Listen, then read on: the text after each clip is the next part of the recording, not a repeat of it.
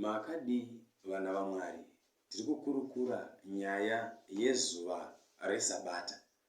Tinoona kuti mazuva anochengetwa nevanhu vachishumira akawanda, anosiyana siyana pavhiki. Asi tinoda kunzwa shoko raMwari chipupura pachena kuti zuva rinofanira kuti riitwe ungano tsvene yaMwari nderipi pamazuva ese akasikwa. Kuti pfungwa yedu ijeke ite zvakanaka, tichamanya pana zvakazarwa chapter 1 verse 10. John unoti, ndakanga ndiri mumweya nezuva raShe, ndikanzwa shure kwangu inzwi guru rinenge hwamanda. John unoti, pazuva raShe ndakanga ndiri mumweya. Mazuva ese akasikwa naMwari, kubva pazuva rekutanga kusvika pazuva rechinomwe.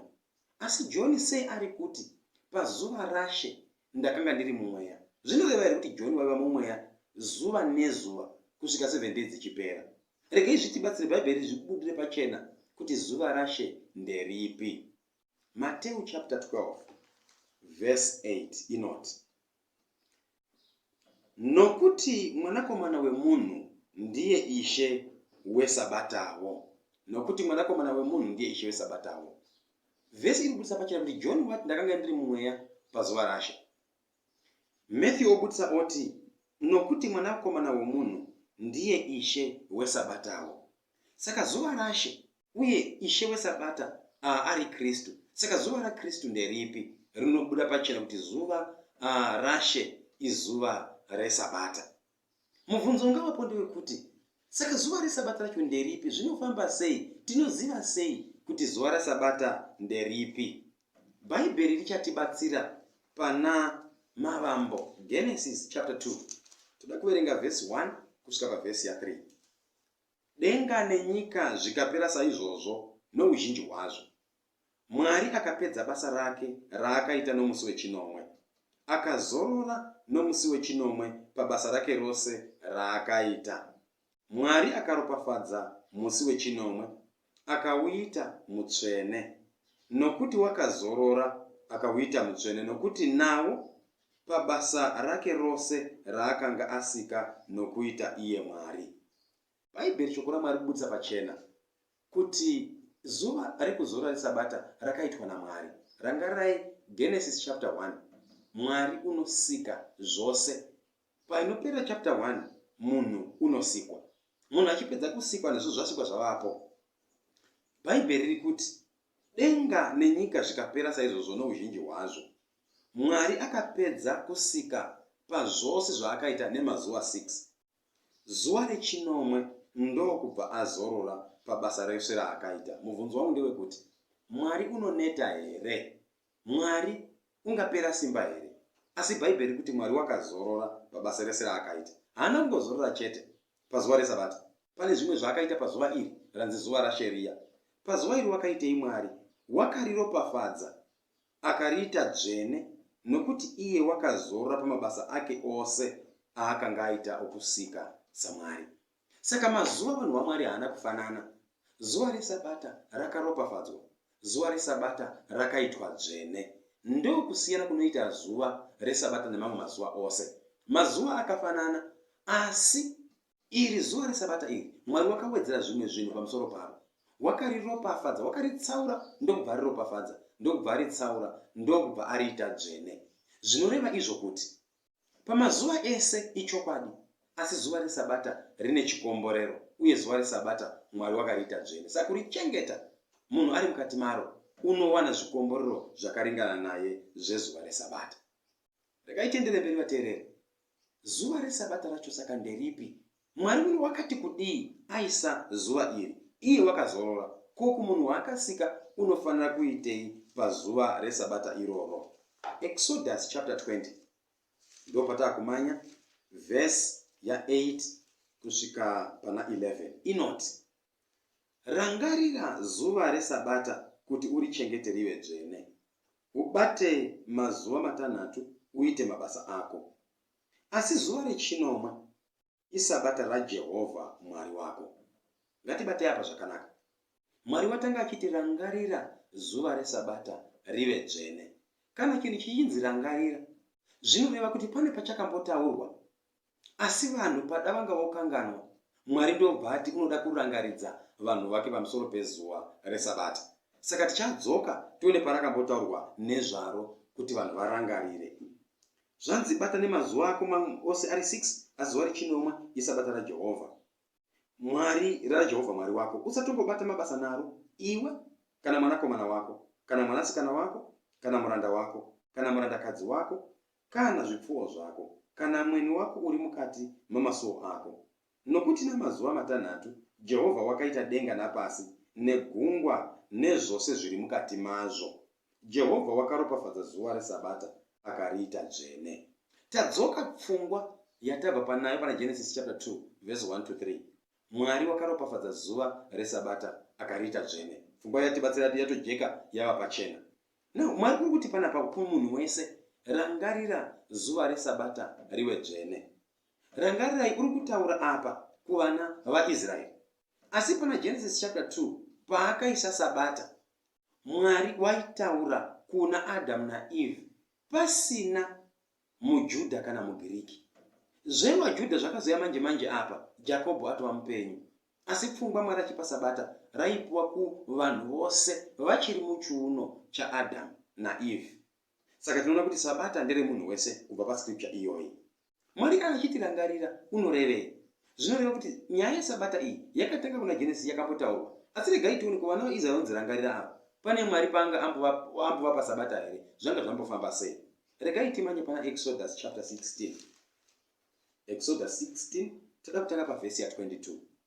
Inoti panapa, nezuva retanhatu vakaunganidza chingwa vachiita zviyero zviviri, mumwe nomumwe omeri 2. Zvino vakuru vose veungano vakauya kuzoudza Mozisi.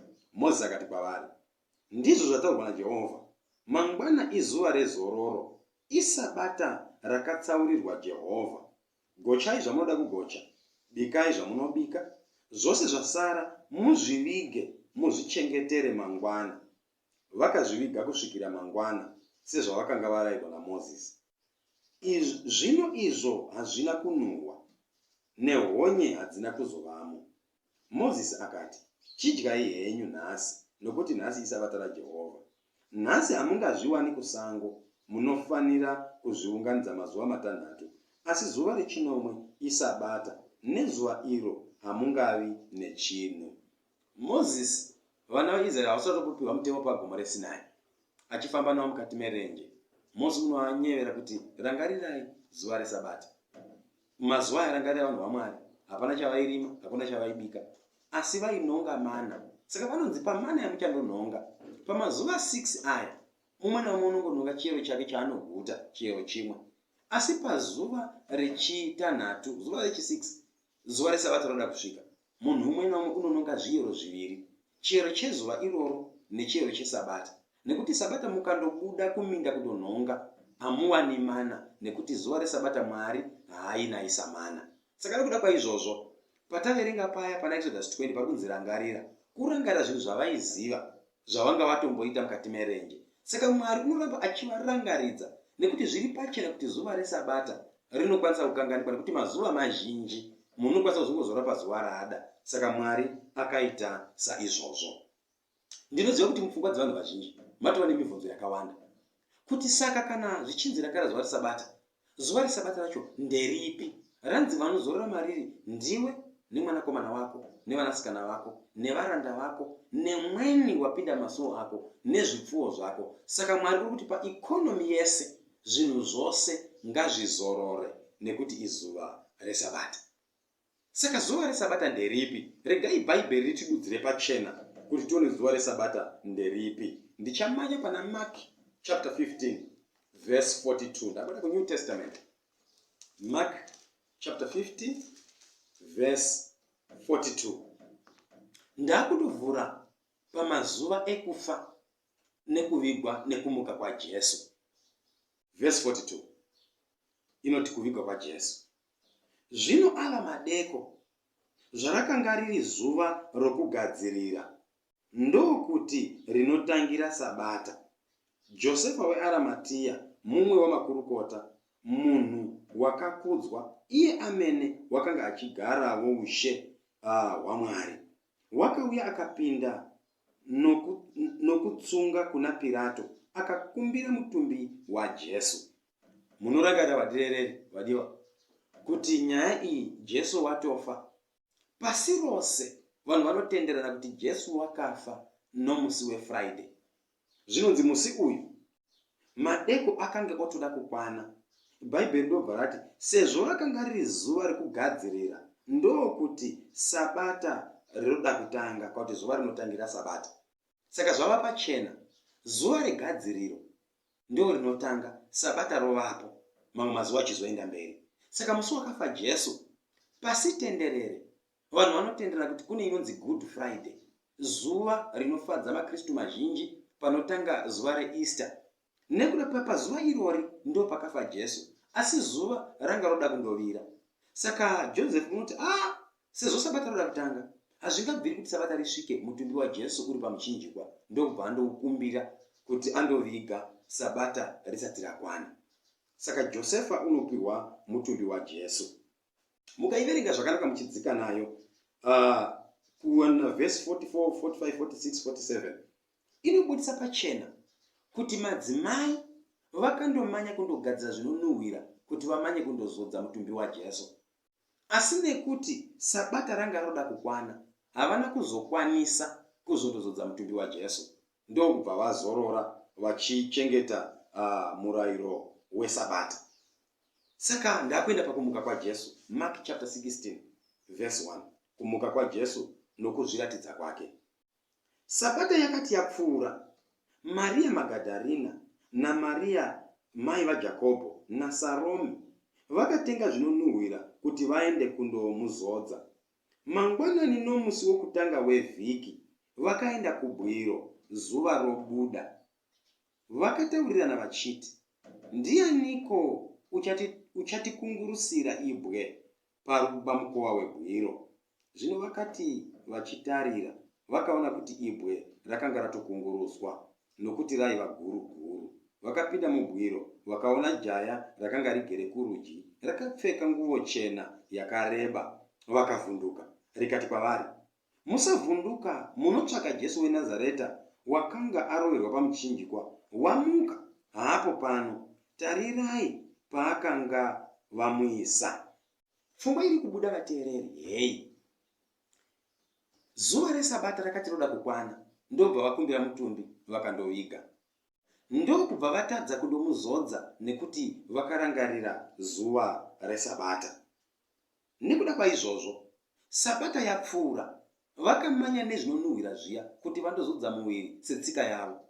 Ndobva vasvika paguva, wanei dombo rakungurutswa. Dombo chipedza kukungurutswa, vanopinda mukati, wanei mune mutumwa akagara arimo ane nguo chena. Akavaudza pachena, Jesu wakanga akavigwa muno haachisiri muno, wamuka, musamutsvaga pano. Tarirai paakanga akavigwa apa. Vakaona chokwadi, mutumbi waJesu hamuna. Tinotenderana vanhu vaMwari kuti vanhu vese pasi rese vanotenda kuti Jesu wakamuka musi weSunday.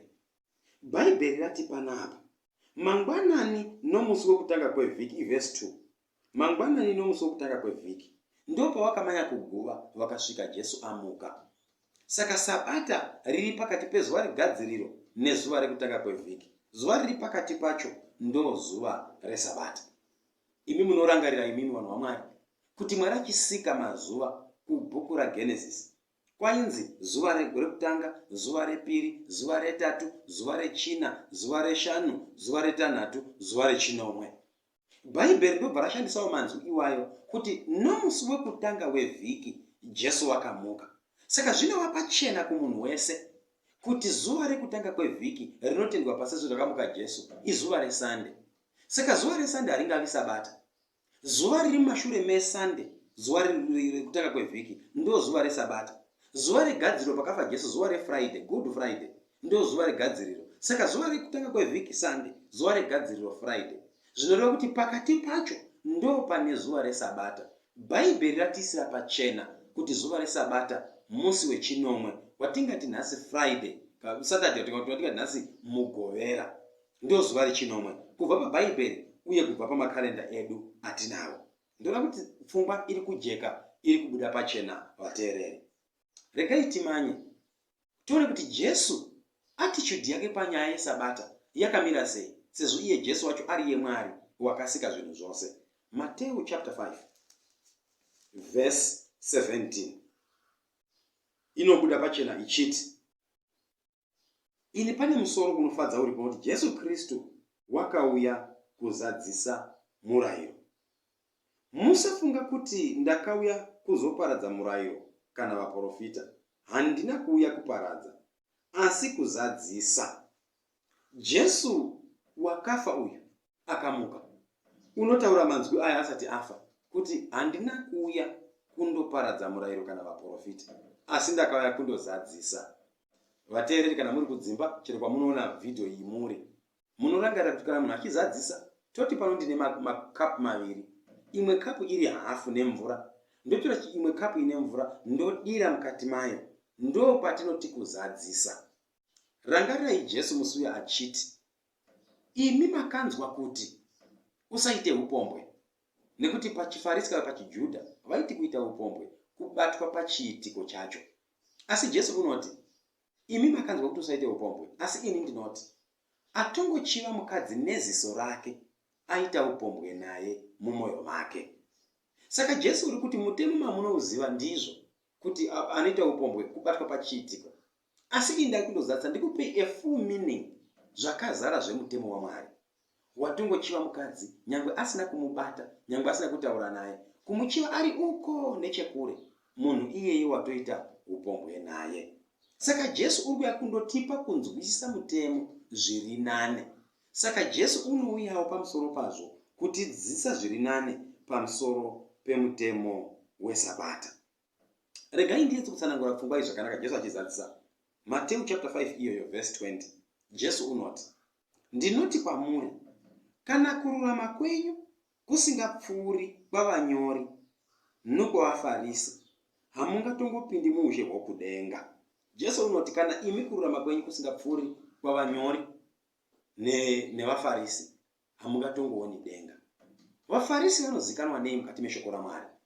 VaFarisi ndo varume vaya vaizikanwa nekudzidza mutemo zvakanyanya, vaizikanwa nekuuchengetedza, vachiti ani nani anotadzira mutemo uyu unofanira kundotongwa kudare guru rainzi Sanhedrin. Saka vaFarisi vaisada kuona munhu unotyora mutemo waMwari. Muchidagara zvakanaka, vaFarisi vakaisa mitemo iri more than 600 yekuchengetedza zuva reSabata. Regai nditsanangure zviri nane panyaya iyoyi. Izvi munotsvaga mukazviwana vateereri. Mazuva tiri mukati me-information age painternet.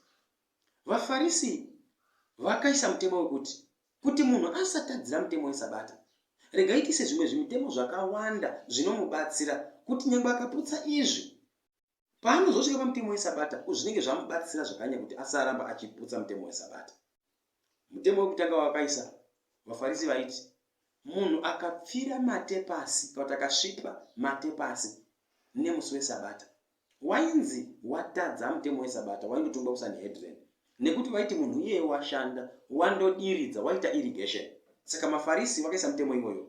Jesu wati kana utsvene hwenyu, kuchengeta kwenyu mitemo, kukadarika kwevarume ava, hakuna unotadza kuponeswa. Asi zvikaita zvishoma pamusoro pevarume ava, hamungakwanisi kuponeswa. VaFarisi vakaisa zvemutemo weSabata wayo. Mazuva emaFarisi kwaivawo nemakoini atingaona tinawo mazuva ano. VaFarisi ndokubva vati kana munhu achienda kusinagoge nemusi weSabata achida kundobvisa chipo aine macoins ake, achifamba zvake munzira, akangoita mhosho diki, koini ikawira pasi, vaFarisi vaigarira munzira makwenzi kuda kuona munhu unotyora mutemo iwoyo. Kana ukanhonga koini iyoyo, waindotongwa kuSanhedrin, wainzi watadzira mutemo weSabata, washanda. Asi vaiti kana waidonhedza koini yako nemistake, unofanira kuitsika netsoka dzako wogara zuva rese kusvika Sabata richindopera, wozonhonga zvako koini yako wodzokera kumba. Ipapo wainzi hauna mhosva, wachengetedza Sabata. Jesu wati kana kururama kwenyu kusingapfuuri kwavanyori navaFarisi, hamungatongooni denga. Saka pfungwa rinoona Jesu pandeyekuti mutemo wese waMwari unofanira kuchengetwa, kusanganisira nemutemo weSabata. Regai tiendere mberi vateereri. Mark chapter 2 verse 27. Bhuku raMark chapter 2 verse 27. inobva kuti itibatsire kunzwisa zviri nane pfungwa yemutemo wesabata yatiri kuenderera nayo mberi. Verse 27. Akati kwavari, sabata yakaitirwa munhu, munhu haana kuitirwa sabata. Naizvozvo mwanakomana wemunhu ndiye ishe wesabatawo. Mashoko anondifadza kutaura pamusoro pavo. Anoti sabata yakaitirwa munhu. Saka ndichiongorora mashoko ari apa kana muchitingongora tese zvakanaka. Anoti Mwari wakaisa sabata kuti munhu ave nebenefit mukati mesabata. Semuenzaniso wandingapa, izvozvi ndakapfeka bhachi rangu. Ini munhu handina kusikirwa bhachi, asi bhachi rangu iri rakasikirwa munhu kuti kana ndikaritenga ndikaripfeka ndinochena uye ndinodzirwa. Saka bhachi rakasikwa kuti rakagadzirwa neanogadzira pakusona kuti ini munhu ndiwane pundutso pamusoro paro. Ndo zvakangoitwawo nesabata. Mwari wakasikira munhu sabata kuti munhu abenefiti awane pundutso pamusoro pesabata.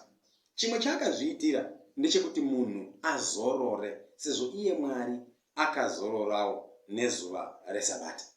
Saka Mwari kubudisa pachena kuti sabata rinofanira kuti ribenefite munhu, kwete kuti munhu abenefite nesabata.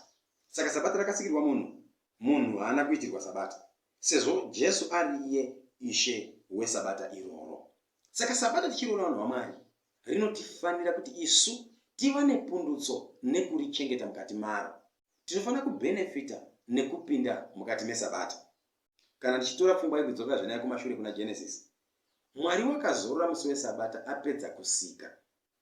Saka chimwe chinobenefitwa nemunhu achengeta sabata, kuti sabata richisvika akazorora asina kubasa kwaari kuenda, asina zvimwe zvaanoita, une nguva yekuyemura zvakasikwa naMwari. Kutarisa creation zvakasikwa sina Mwari, woyemura kuti chokwadi Mwari une simba. Tichitarisa miti, tichitarisa uswa, hova dzemvura, makomo, zviri muchadenga, izvozvo hazvibviri kuti tizvitarise tichizvifarira kana tiri mukati mebasa pakati pevhiki, nekuti nyika yedu inoyi inotimanikidza zvakanyanya nekuda kwamabasa. Nguva yekuappreciata kana kuti nguva yekuyemura zvisikwa zvaMwari nezvakaitwa naMwari zvinowanikwa musi wesabata kana tichinge takazorora.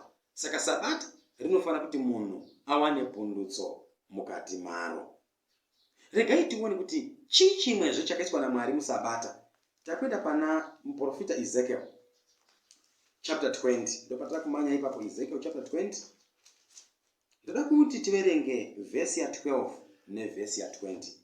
Verse 12 inoti, ndakavapa masabata angu chive chiratidzo pakati pangu navo, kuti vazive kuti ndini Jehovha unovaita vatsvene.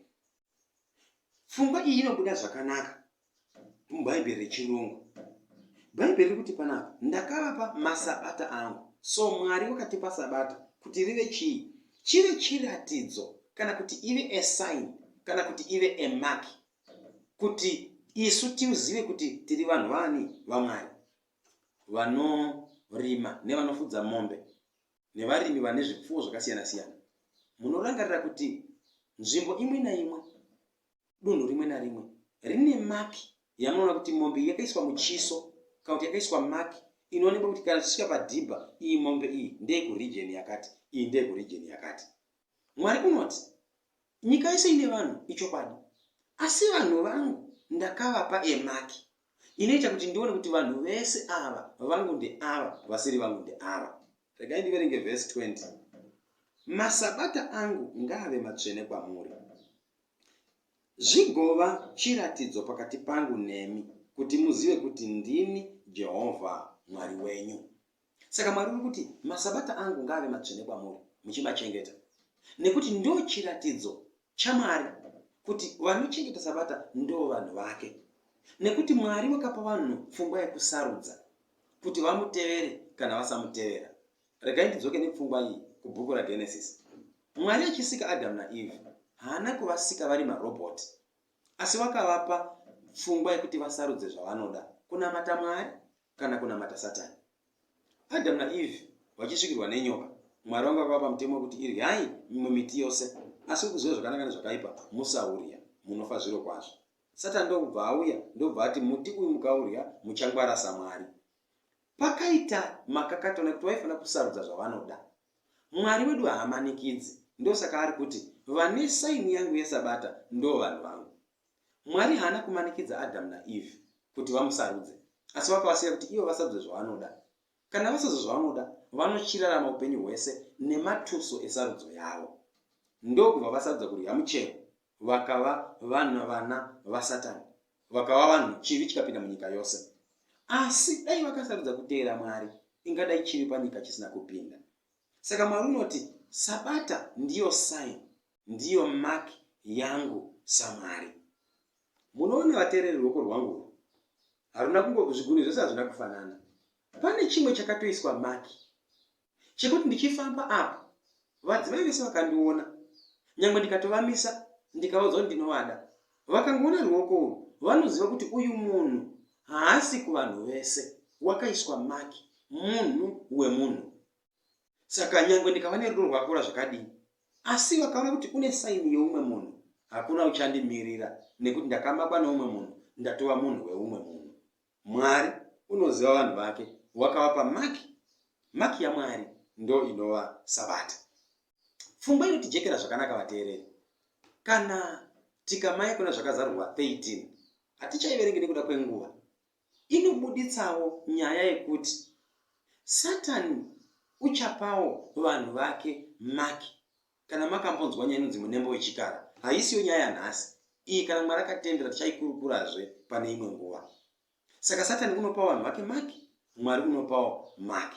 Asi regai ndikurangaridzei musati mamanya kure.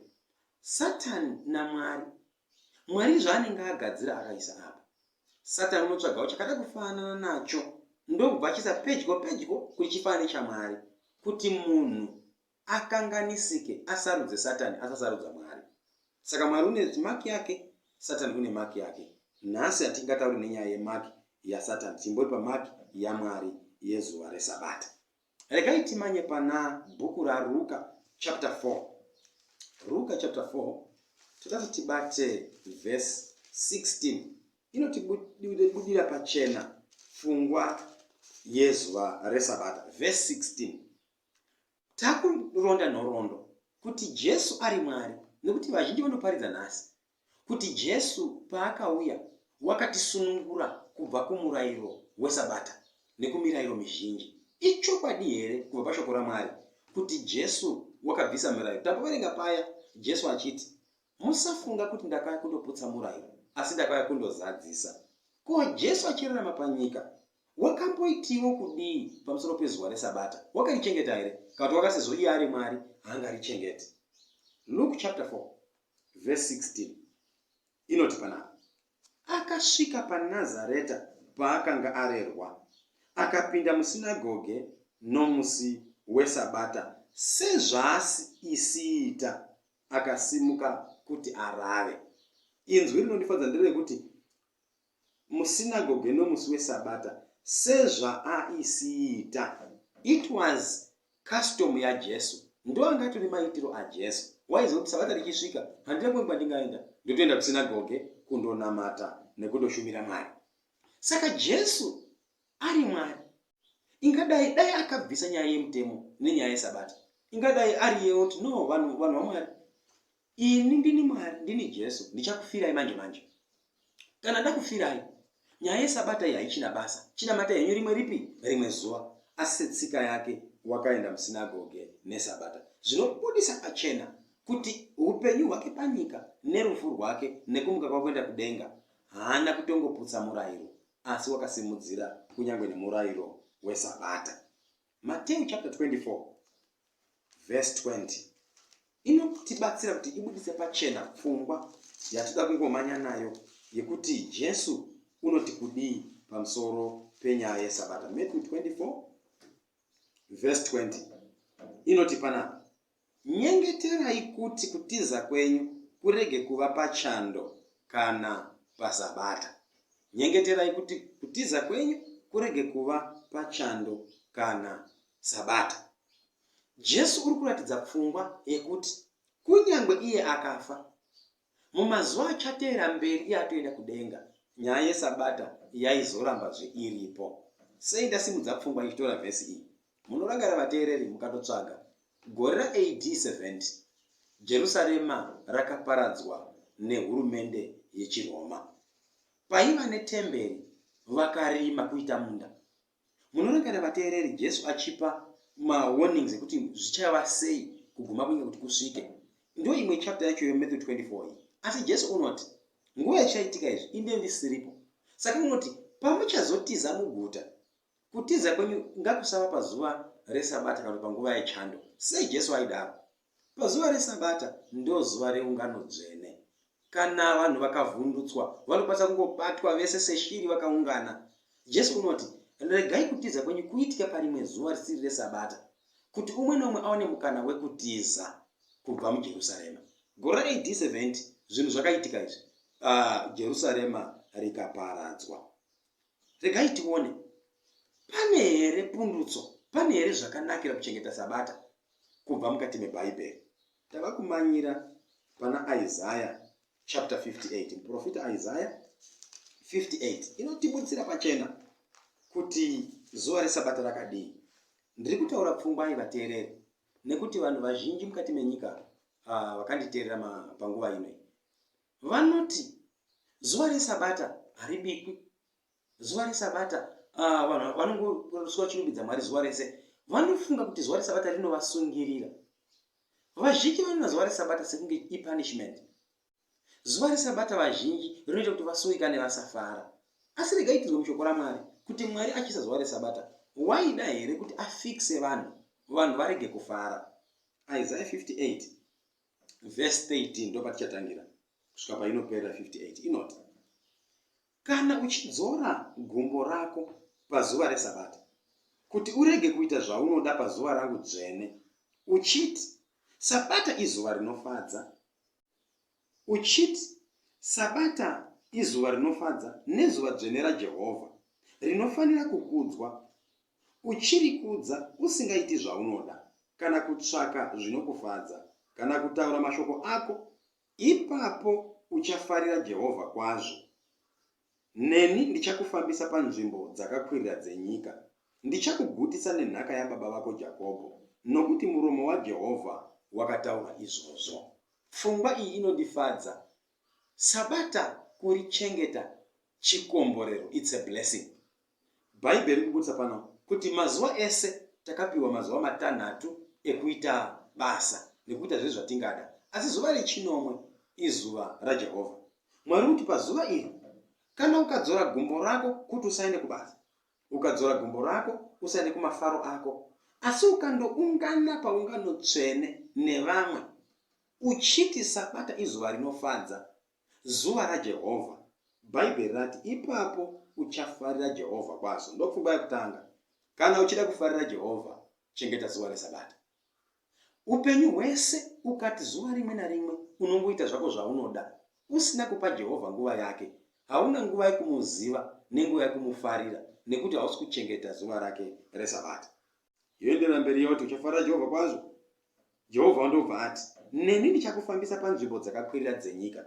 Ndiani usingadi kufamba pahigh place? Ndiani usingadi kuonekwa panyika ino? Ndiani usingadi recognition? Munhu wese uda kunzi mukuru. Jehovha wati, kana uchida kufamba panzvimbo dzakakwirira, vanhu vese vakatarisa vachikuona, chengeta zuva resabata. Regai ndikuisire pachena vanhu vaMwari. Regai ndipo pamuenzaniso wekufamba panzvimbo dzakakwirira. Kune vanomboona mitambo inoitwa yekutsarudza munhu wakanaka pasirisi yaMiss World. Vanhu vese vanenge vakagara muzasi pamacheya. Pachimwe chitafura chakakwirira panofamba unonzi ndiye unenge tsvarakadenga yenyika yose. Achifamba vanhu vese vachiona. Vanhu vese vanotobhadhara mari kupinda imomo muchiokera muchiona munhu achifamba panzvimbo yakakwirira. Nyangwe iwe ukada kufamba ipapo hautenderwi nevesecurity, nekuti haukodzeri kufamba ipapo. Panofamba vanofungidza kuti iwo itsvarakadenga. Saka pfungwa yekutaurwa naMwari ndiye kuti kana uchida kuti vanhu vose vakuone, uonekwe, ukosheswe munyika, uwane respect, ufambe panzvimbo yakakwirira, chengeta zuva resabata. Vhesi inoendera mberi yoti, ndichakugutisa nenhaka yababa vako Jakobho, nokuti muromo waJehovha wakataura izvozvo. Ndiani usingadi kuguta nenhaka? Ndiani usingadi kufuma? Ndiani usingadi mombe zhinji? Ndiani usingadi vana vakawanda? Ndiani usingadi munda wake kuti akohwe zvizhinji? Jehovha unoti, ndichakugutisa nenhaka yababa wako Jakobho.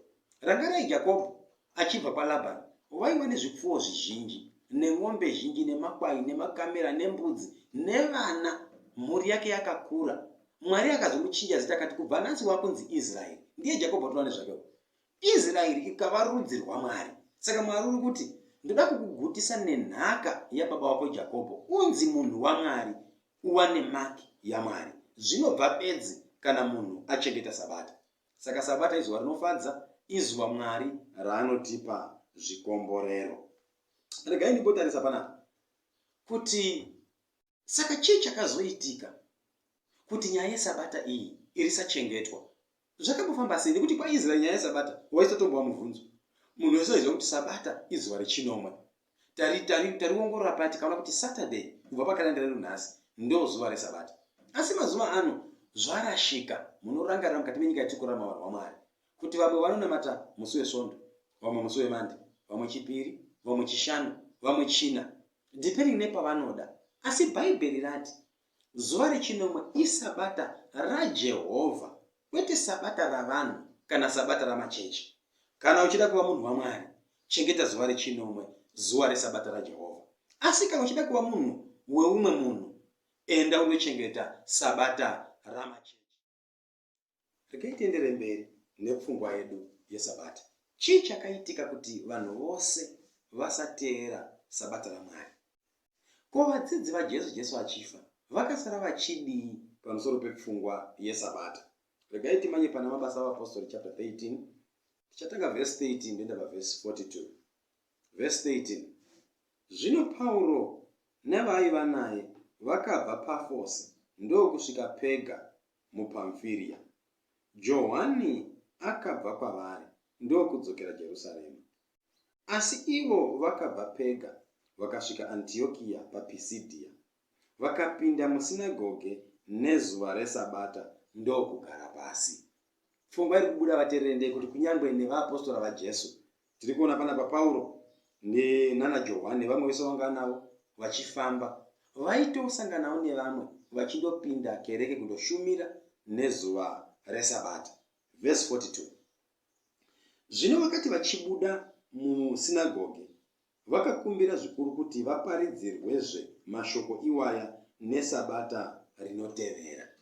Saka pfungwa iripo ndeyekuti vachisvika paAntiokia paPisidia, vapedza kuparidza neSabata, vanhu vepaAntiokia vanokumbira kuti Pauro naJohani, musabve kwatiri, Sabata rinouya, dzokaizve pano mutiparidzire. Saka zviri pachena, vanhu vaisangana nomusi weSabata, nomusi wezuva rechinomwe kupinda kereke. Saka vapostori vaJesu, Jesu mushure mekufa kwake, vanoramba vachienderera mberi nepfungwa yeSabata. Mabasa avaPostori chapter 17 verse 1 inoti, zvino vakati vagura neAmfipori neAporonia, vakasvika paTesaronika paiva nesinagogi ravaJudha. Zvino Pauro sezvaaisiita akapinda kwavari, akataurirana navo zvepamagwaro maSabata matatu. Pfungwa inobuda ndeyekuti Pauro setsika yake achifambawo ava muparidzi, unofamba achichengeta zuva reSabata. Uti maSabata matatu vaisangana navo paTesaronika vachitaura zvapamagwaro. Saka zuva reSabata izuva rekunzwisisa chimiro chaMwari tichidzidza kubva pamagwaro. Ndizvo zviri kubuda pachena panapa. Saka zvinotibatsira izvozvo kuti tizive kuti zviri kufamba sei nenyaya yeSabata. Mabasa avaPostori chapter 8. Toda kuverenga verse 4, toverenga verse ya 11 kuti tibudisire pachena zviri. Mabasa chapter 18, kwete chapter 18 verse 4. Sabata rimwe nerimwe akataurirana navo musinagoge, akaedza kugombedzera vaJudha navaGiriki. Saka pfungwa iri kubuda ndeyekuti vadzidzi vaJesu vana Pauro vaichengeta zuva reSabata. Zuva reSabata iri kubva Jesu achizvarwa achifa achichengeta, nevadzidzi vake vakasarawo vachichengeta zuva reSabata. Mubvunzo wangu mukuru ndewekuti Saka nyaya yekushumira Mwari pamamwe mazuva asiri zuva reSabata yakatanga nani, yakabvepi, zvakamboitika sei? Vatesaronika wechipiri chapter 2 vhesi ya3 inofanira kutibatsira kutijekesera nyaya iyoyi. Vatesaronika wechipiri chapter 2 verse 3. Ngakurege kuva nomunhu unokunyengerai nomutoo upi noupi, nokuti harisviki kana kutsauka kusati kwatanga kuuya, nomunhu wezvivi, mwanakomana wokurashika, asati aonekwa, iye unorwa achizvikudza pamusoro pezvose zvinonzi Mwari kana zvinonamatwa. Nokudaro kuti unogara mutemberi yaMwari achizviita Mwari. Pfungwa inobuda pachena. Pauro unobudisa kuti kurashika kuchavapo. Ndiani uyu munhu ucharashika uyu? Unoti kuguma hakungawi kana kurashika kusina kuvapo. Mwanakomana wokurashika unozvidza Mwari unofanira kuti atange aratidzwa kunyika, kuguma kwozouya. Saka ndiani mwanakomana wokurashika uyu? Nhasi atingamutauri kubva ipapa chimwe chidzidzo. Asi mwanakomana wokurashika zviri pachena ndiye wakatanga kutungamirira vanhu kunamata nezuva risiri reSabata. Verse 7 yechapter iyoyi inoti, nokuti chakavanzika chokusarurama chobate basa racho, asi zvichaitwa bedzi kusvikira iye unodzivisa zvino achibviswa. Zviri kubuda pachena kuti the mystery of iniquity, chakavanzika chokusarurama, uyo unoudza vanhu kuchengeta zvisiri zvaMwari, ndiye uri kunzi iyeyi wakutobata basa. Wakatanga kutobata basa even panguva yaPauro. Motenderana neni vanhu vaMwari kuti panguva yaPauro waitika ana afamba andoparidza vanhu vatendeuka, paisara vamwe mushure make voudza vanhu kuti imi mabhabhatidzwa munofanira kuchecheudzwa first kutanga kuti mugamuchirwe kuna Mwari. Saka chakavanzika chokusarurama chakatotanga kubata basa kunyangwe panguva yaPauro. Saka Pauro unoti kuguma hakungawi kusvika uye mwanakomana wemunhu uyu, mwanakomana uyu wekurashika, kusvika aratidzwa, unonyengera vanhu kuchengeta zuva risiri raMwari, unofanira kuratidzwa pakati pedu. Mabasa avapostori chapter 20 inotibudisira pachena. Mabasa avapostori chapter 20 inofanira kuti itiisire pachena pfungwa iyi kuti itijekere. Verse 29 tiri kutresa mwanakomana wokurashika kuti wakaita sei kuti vanhu vasachengeta zuva raMwari. Verse 29, ini ndinoziva kuti kana ndaenda, mapere anoparadza achapinda pakati penyu, asingaregi boka, uye napakati penyu pamene pachamuka varume vachataura zvinopesanisa kuti vatsause vazhinji vavatevere.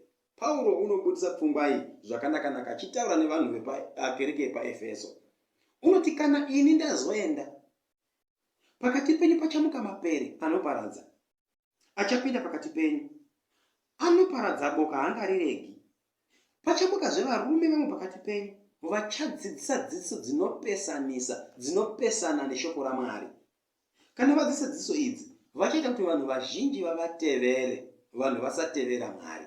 Pauro wakaona chiprofita chatinotoona ichi kuti Pauro wakafemerwa naMwari kuti anyore pamusoro penyaya iyi, kuti mazuva ekupedzisira Pauro achinge azobva panyika atofa asiripo, apedza basa rake rekuparidza, pane vamwe vachiparidza zvisiri izvo nhema dzekuti vanhu vasachengeta sabata raMwari. So Pauro wakazvioneswa. Saka isu tikura manguva inoyi tinonyeverwawo nevhesi iyoyi kuti pakati pedu panomuka varume vanoparidza zvinopesana nekupesanisa nevhangeri. Regai tione chiprofita ichi kuti chakambotaurwa ere neumwe. Daniel unochiona pana Daniel chapter 7. Profita Daniel chapter 7 toda kuverenga verse 25. Inotibatsira zviri nani kuona pfungwa mwanakomana unopesanisawo. Daniel chapter 7 verse 25 inoti panapa, uchataura mashoko okumhura wokumusoro-soro, uchaparadza vatsvene, uye uchatsvaka mano okushandura nguva nemirayiro.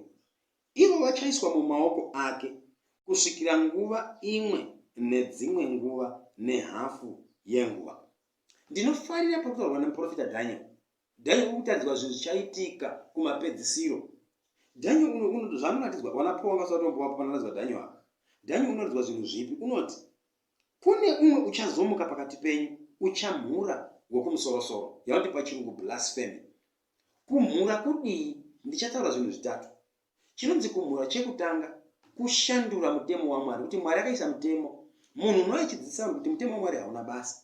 Unoti iye itai mutemo iyi inodzidzwa nevanhu. Iye ari kumhura Mwari, uri kuisa pachinzvimbo chaMwari. Chinonzi kumhura Mwari chii? Mukandoverenga John chapter 10 verse 30 kusvika pa33 inobudisa pfungwa yekumhura Mwari. Jesu unoti passage ya John chapter 10 verse 30 unoti ini naBaba tiri vamwe.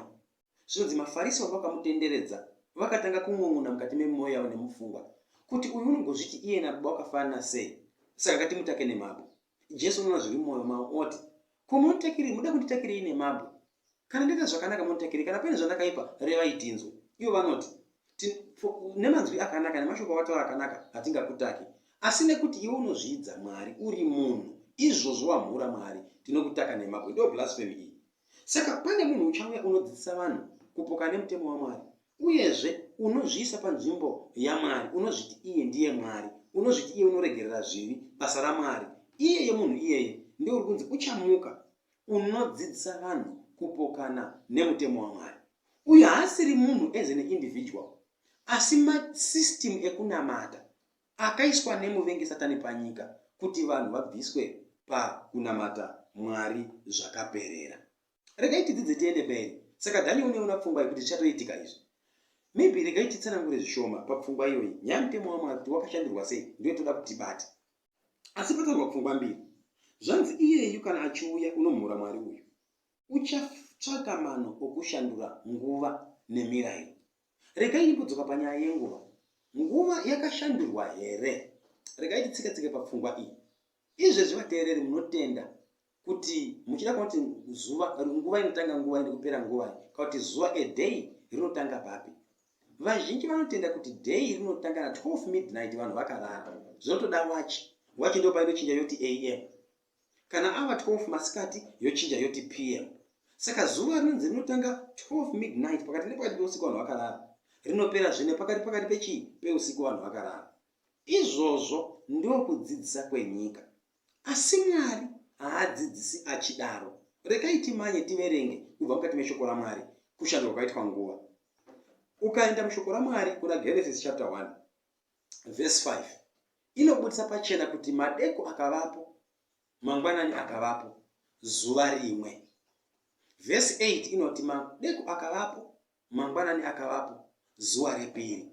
Verse 13 inodzoka zoichiti madeko akavapo, mangwanani akavapo, zuva retatu. Verse 19 yodzoka yoti madeko akavapo, mangwanani akavapo, zuva rechina. Verse 23 yodzoka yoti madeko akavapo, mangwanani akavapo, zuva rechishanu. Verse 31 yoti madeko akavapo, mangwanani akavapo, zuva rechi6.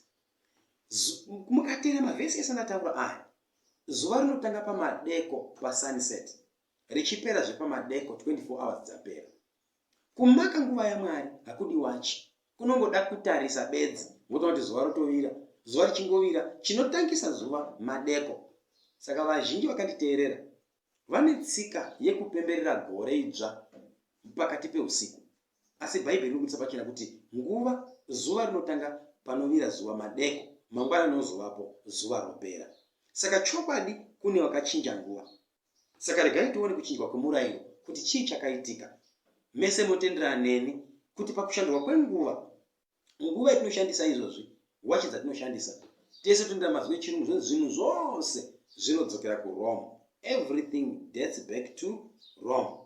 Regai tione nyaya yekuchinjwa kwemurayiro waMwari kuti zvakafamba sei. Tiri pamurayiro weSabata. Matthew chapter 15 verse ya 8 kusvika pana 9. Matthew chapter 15 inofanira kuti itijekesere pfungwa iyoyi. Verse 8. Jesu unoti kune vanhu vatenda mirayiro yevanhu, kuti uya munhu uya watotanga kushanda pakati pedu na Paulo kuti unopesanisa vanhu neshoko raMwari. Jesu unoti kwavari, vanhu ava vanondikudza nemiromo yavo, asi mwoyo yavo iri kure neni. Asi vanondinamata pasina. vachidzidzisa dzidziso iri mirayiro yavanhu. Vateereri, kana muchibata pfungwa zvakanaka, bhaibheri riri kuti vanhu ava vanondikudza nemiromo yavo, vanhu vanotonamata, vanotoprofita, vanotoenda kuchechi, vanotokudzwa, vanodzidzisa vanhu kuti vanokudza Mwari nemiromo. Chokwadi kuti Mwari wakanaka, vachitaura manzwi akanaka kuti God is good and God is glorious. Asi pfungwa iripo ndeyekuti vanokudza Mwari nemiromo bedzi, asi mwoyo yavo iri kure naMwari. Sei?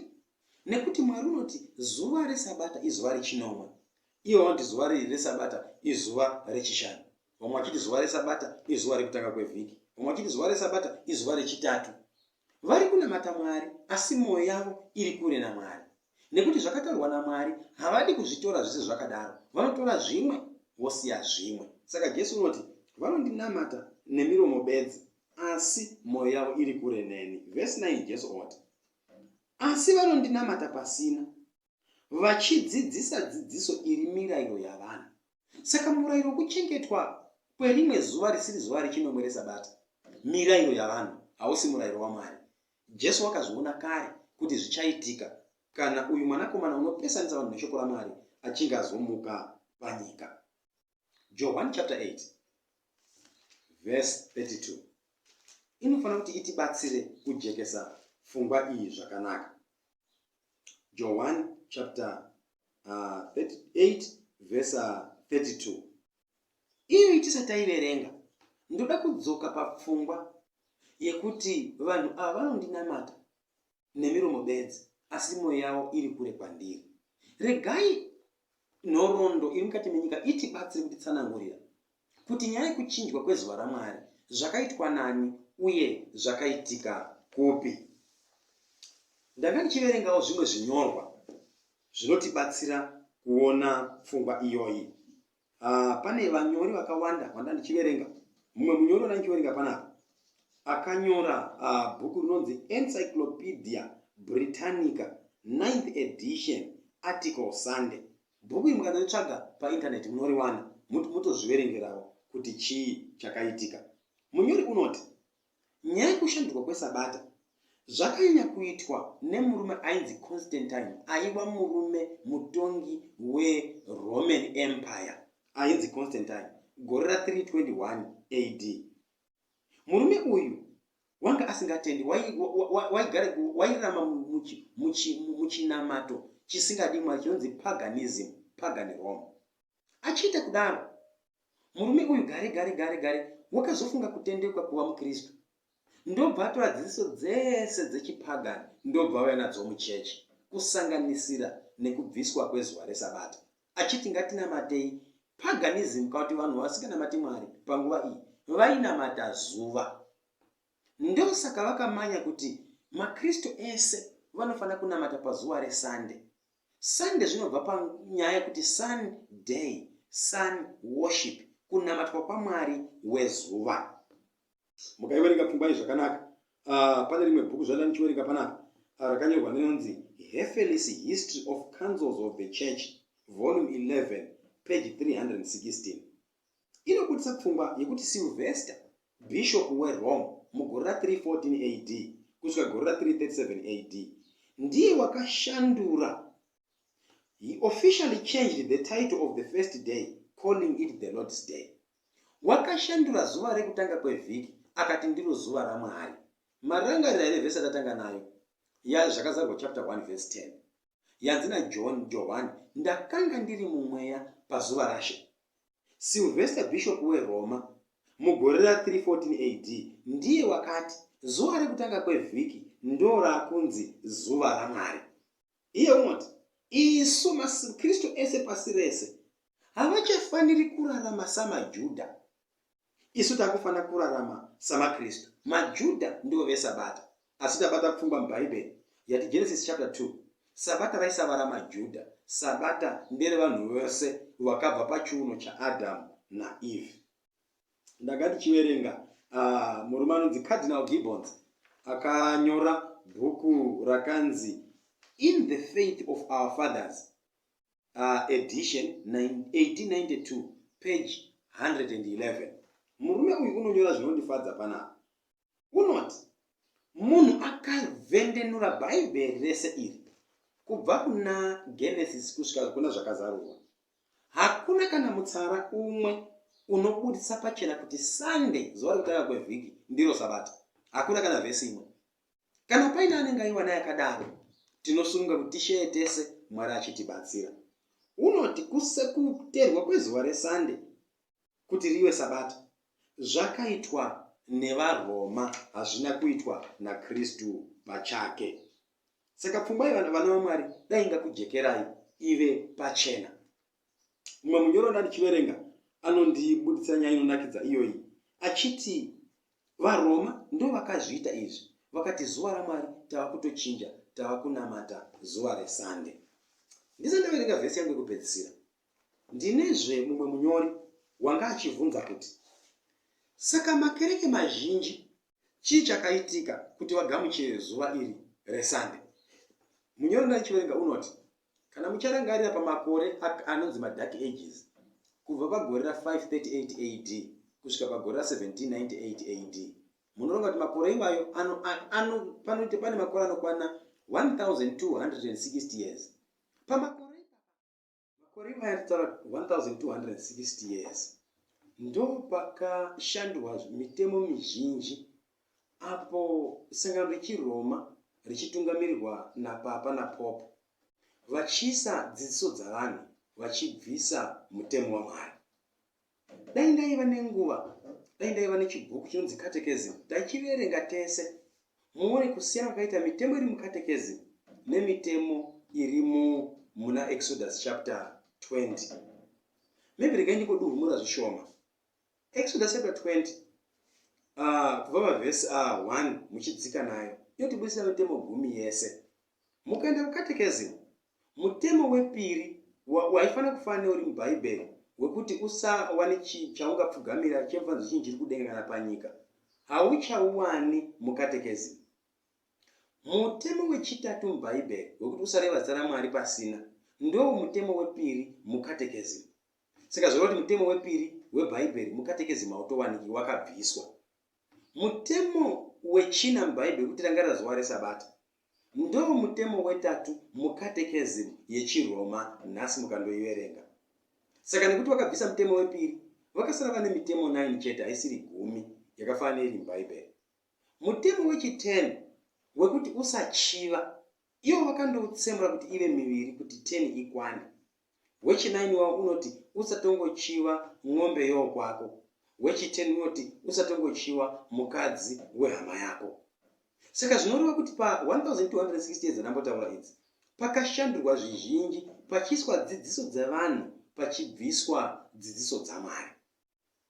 Mumwe munyoro wandandichiverenga wanga achindibudisira pfungwa yekuti machechi mazhinji anonzi maprotestant churches amunoziva nhasi, anosanganisira na Methodist, na Presbyterian, anosanganisira na Lutheran neimwe dzakawanda, dzakaprotesta dzichiti pamadark ages apa dzidziso yaMwari yanga yaminamiswa. Chechi yechiroma ichidzidzisa kuti vanhu vanoponeswa nemabasa kwete nekutenda. Vanhu vachipiwa macertificate ainzi maindulgences ekuti kana ukaita chivi wainyorerwa napapa kuti waregererwa, wabhadhara mari kukereke. Vanoverenga vana Martin Luther ndobva vaona kuti nyaya haina kumira zvakanaka iyi.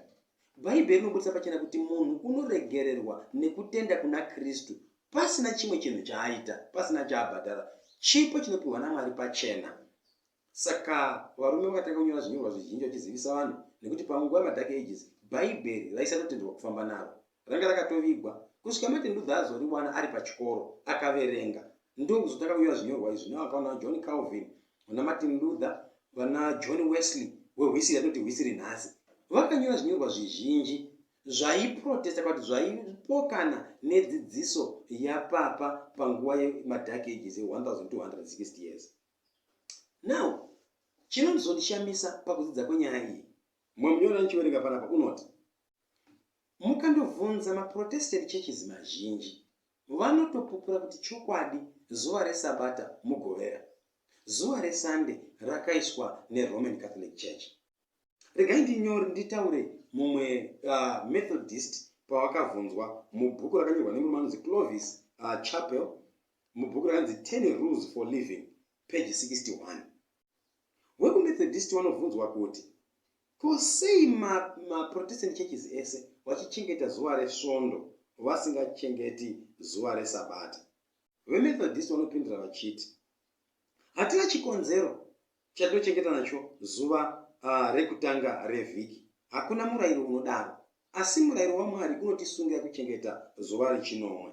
Unoti mukatarisa mumagwaro ese hapana pazvakanyorwa zvakatoshandurwa kubva kuzuva rechinomwe kuenda kuzuva rekutanga. IMethodist. VeBaptist Church, murume anonzi Harold Lindsay, angari editor webhuku rinonzi Christianity Today, unoti hakuna magwaro anotisungira kuchengeta zuva resande, asi tinosungirwa neshoko raMwari kuchengeta zuva resabata rechinomwe. Izvi munozvaona bhuku rakanzi Christianity Today, rakanyorwa 1976 musi wa5 November. Vesangano inonzi Episcopal vachibvunzwa mubvunzo umwewo kuti sei masangano pasi rese vachichengeta zuva resvondo vasingachengeti zuva resabata. Unopindurawo nemanzwi angangofanana neevamwe. Unoti Bhaibheri rinoita kuti munhu wese azorore nezuva rechinomwe, zuva resabata. Asi unoti zvezuva resande izvi zvakaiswa nevanhu. Izvi munozviwana zvakanyorwa naPhilip Carrington, Toronto Daily Star, raiva newspaper, October 26, 1949. Ivo veRoman Catholic vanovhunzwa mubvunzo umwewo kuti sei imi muchichengeta zuva resvondo kwete zuva reSaturday, resabata? Vanopindura vachiti isu takaita izvi. Vanoti Sunday, zuva resvondo, zvakaitwa neinstitution yekatolike. Vanoti tinokwanisa kuzvidefenda bedzi pamaCatholic principles, asi pashoko raMwari hatikwanisi kuzviwana. Izvi munozviwana pabhuku rakanzi The Convert's Catechism of Catholic Doctrine, 3rd edition, page 50. Saka pfungwa kutaura vanhu vaMwari zviri kuitwa nevanhu mazuwano idzidziso dzavanhu kwete shoko raMwari. Zviri kuzadza chiprofita chaDaniel kuti uchavapo uchafunga mano ekushandura nguva, uchaita mano ekushandura murayiro waMwari. Jesu akati vanhu ava vanondinamata bedzi nemiromo bedzi vachiti Mwari nemuromo, asi mwoyo yavo iri kure nemi. Vanodzisa dziso dzavanhu iri mirayiro yavanhu. Saka nekuda kwaizvozvo regai tiverenge vhesi yedu yekupedzisira inotibatsira pachidzidzo chedu ichi. John chapter 8 verse 32. Ndinorangarira vateereri kuti kubva panatanga chidzidzo ichi kusvika pari zvino mateerera mukanhonga mukaronda muchiona mavhesi muchizviverenga mega kubva mukati mabhaibheri enyu, zvikava pachena zvikakujekerai kuti sabata izuva rechinomwe kwete zuva rekutanga, kwete zuva rechina, kwete zuva rechishanu, kwete zuva rechitatu. Nekuti mazuva akasikwa naMwari haana kufanana. Mwari wakatsaura zuva rimwe rinova sabata raJehovha akariita dzvene, rinova zuva rechinomwe yatingati Saturday nhasi. Nekuda kwaizvozvo Jesu unombotaura mashoko ava. John chapter 8 verse 32 unoti muchaziva zvokwadi nezvokwadi ichakusunungurai. Pfungwa ndoda kupesana navateereri. Hei, chokwadi chaMwari chiri pachena uye chiri mushoko raMwari. Zvimwe sezviri mushoko raMwari idzidziso dzinova mirayiro yavanhu. Asi iwe muteereri watora nguva yese kuteerera kuti uzive zvokwadi. Kana waziva zvokwadi, zvokwadi ichakusunungura. Maiziva here vateereri vazhinji mukati menyika vakasungwa nenhema. Kune vanozviita mukutoziva, nekuti vachizviita mukuziva izvi ndo panova pamari. Ndinofunga kuti vamwe vafundisi vanotoziva nyaya iyi, nekuti ivo ndo vafundisi vanowana mari, ndo pane salari dzavo, kuti vachizoudza vanhu vavo kuti Sunday zuva rekunamata vanotya kuluza machechi members vakasara vasina mari. Vanodzisa dziso dzavanhu, miromo, wakuti Mwari nemiromo bedzi, asi mwoyo yavo iri kure naMwari. Asi Mwari ngaatendwe, nekuti kune vanhu vake vangavagara vachipiwa dziso dzisiri idzo. Kana Mwari aisa chokwadi chake pachena saizvi, ndosaka vhesi yati muchaziva zvokwadi uye zvokwadi ichakusunungurai. Waziva chokwadi akateera Mwari nemwoyo wose, zvokwadi yaMwari inomusunungura. Mwari kune vanhu vazhinji vaisaziva pfungwa iyi. Sezvo uyu mutero waziva, sendera vamwe link vazive, vazvinzwire pachena zvokwadi yaMwari. Kana vaziva chokwadi chiri kusunungura kubva kunhema, uteere Mwari uponeswe. Hausi munhu wemunhu, hausi munhu wekereke. Akasika munhu ndiMwari, ane denga ndiMwari. Hakuna kereke ine denga, hakuna mufundisi une denga, hakuna muparidzi unopinza vanhu denga. Denga richapindwa nevanhu vanzwa zvokwadi, vakasunungurwa nezvokwadi, vakateera zvokwadi yaMwari panyaya yezuva reSabata. Ai, Mwari wedu angakukomborerai mukuteerera nemukudzidza. Mwari akusunungurei kubva kunhema dzakaitwa nemuvengi Satani, achikuisai kuzvokwadi yake nekusingaperi. Regai tinamate. Baba vedu vekudenga, tinokutendai panguva ino. Takanga takateerera nhema mazuva mazhinji, asi maita henyu Mwari nekutipa chokwadi panguva ino. Zvokwadi yataona iyi, zvokwadi yatanzwa iyi, chitenderai panguva ino iyi itisunungure, isunungure vana venyu vakapiwa nhema kubva mazuva ekare kusvika panguva ino. Vanhu venyu Mwari vakapiwa nhema mukusaziva, vasunungurei neshoko renyu. Vamavaratidza gwara rezvokwadi kuti zvokwadi ndio inovasunungura. Tichadzidza zvimwe, asi pazvavambodzidza izvi, zvokwadi ngaivasunungure, vabve kunhema, vakuteerei mumweya nemuzvokwadi. Tinokutendai neshoko renyu, tinokutendai nenguva yakuteerera. Tanamata muzita raJesu nokusingaperi. Amen.